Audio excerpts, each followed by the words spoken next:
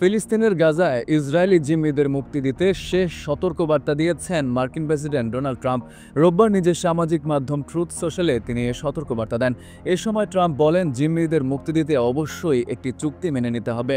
মার্কিন প্রেসিডেন্ট বলেন, ইসরায়েল আমার শর্ত মেনে নিয়েছে, এবার গাজাকেও মানতে হবে।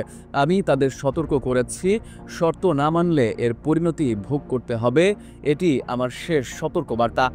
এর আগে গত মার্চের শুরুর দিকে হোয়াইট হাউসে গাজা থেকে মুক্তি পাওয়া ৮ জিম্মির সঙ্গে সাক্ষাতের পরও ট্রাম্প একই ধরনের হুঁশিয়ারি দিয়েছিলেন।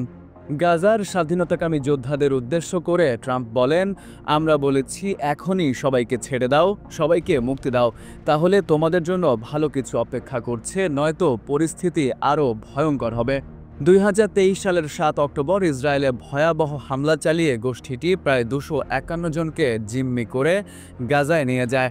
ইসরায়েলি সেনাবাহিনীর দাবি, তাদের অন্তত ২৫ জন ইতোমধ্যে নিহত হয়েছেন এবং মরদেহ ফেরত চাইছেন তারা।